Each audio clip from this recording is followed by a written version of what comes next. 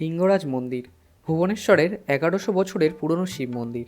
১১ শতকে সোমবংশী রাজবংশের রাজা যাজতি কেশরী কর্তৃক নির্মিত লিঙ্গরাজ মন্দিরটি ভগবান শিবের উদ্দেশ্যে উৎসর্গীকৃত, যিনি ধ্বংসকারী হিসেবে পরিচিত। এটি ভুবনেশ্বরের প্রাচীনতম এবং বৃহত্তম মন্দির বলে মনে করা হয়, যা ১১০০ বছরেরও বেশি পুরনো।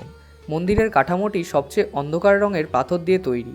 রাজা ১১ শতকে জয়পুর থেকে ভুবনেশ্বরে তার রাজধানী স্থানান্তর করার সময় লিঙ্গরাজ মন্দিরটি নির্মাণ শুরু করেন।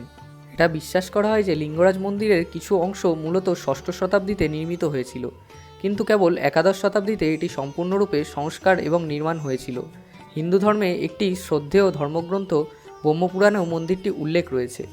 মন্দির সম্পর্কে একটি গল্প আছে, যেখানে বলা হয়েছে যে একবার ভগবান শিব তার প্রিয় দেবী পার্বতীকে ব্যাখ্যা করেছিলেন কেন শিব বানারসের চেয়ে ভুবনেশ্বর শহরকে বেশি পছন্দ করতেন।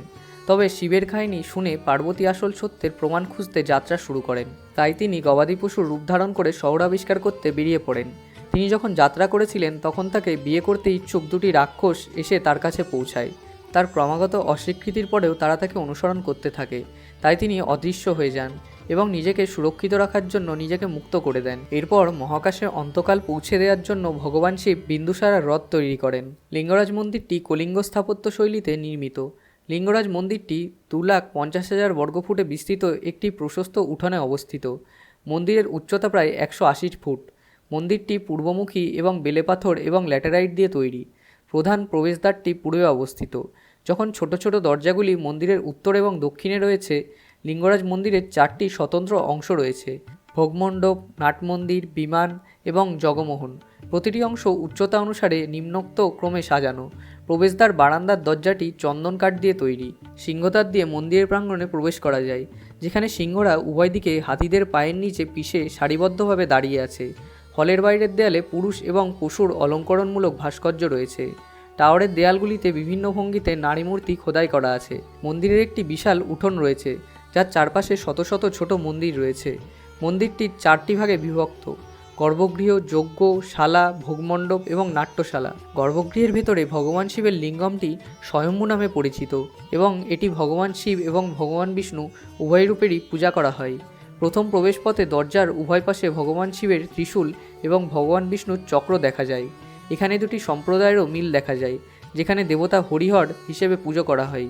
হরি শব্দটি ভগবান বিষ্ণুকে নির্দেশ করে এবং হর ভগবান শিবকে নির্দেশ করে। লিঙ্গমটি প্রতিদিন দুধ এবং জল দিয়ে পূজা করা হয়। সমস্ত ভাস্কর্য সুন্দর পর্দা এবং অলঙ্কার দিয়ে শৈল্পিকভাবে সজ্জিত করা হয়েছে। জানুয়ারি থেকে মার্চের মধ্যে সময়কাল মন্দির পরিদর্শনের যোগ্য, কারণ মন্দির চত্বরের চারপাশে শিবরাত্রি উদযাপনের দেবত্ব উপেক্ষা করা যায়। মুসলিম, খ্রিস্টান এবং অন্যান্যদের মতো আরও অহিন্দুদের মন্দিরে প্রবেশের অনুমতি নেই, তবুও তারা মন্দিরের বাইরে অবস্থিত দর্শন মঞ্চ থেকে মন্দির এবং এর উদযাপনগুলি পর্যবেক্ষণ করতে পারেন। যদি কেউ লিঙ্গরাজ মন্দিরে পরিদর্শনের কল্পনা করেছেন, তারা রেল, সড়ক, বিমান এই 3টি রুটেই যেতে পারেন। লিঙ্গরাজ মন্দিরটি প্রতিদিন সকাল 6টায় খোলে এবং রাত 9টায় বন্ধ হয়ে যায়। ভোগের সময় এটি মাঝে মাঝে বন্ধ থাকে, অর্থাৎ দেবতার উদ্দেশ্যে অন্ন প্রদান করা হয়। মন্দিরটি দুপুর 12টা থেকে বিকেল 3টে পর্যন্ত বন্ধ থাকে এবং সমস্ত দরজা বন্ধ হয়ে গেলে মহাস্নান নামে একটি অনুষ্ঠানও করা হয়। এই ছিল লিঙ্গরাজ মন্দিরের ব্যাপারে কিছু আকর্ষণীয় তথ্য। আপনাদের যদি ভিডিওটি ভালো লেগে থাকে তবে একটি লাইক এবং শেয়ার করে দেবেন।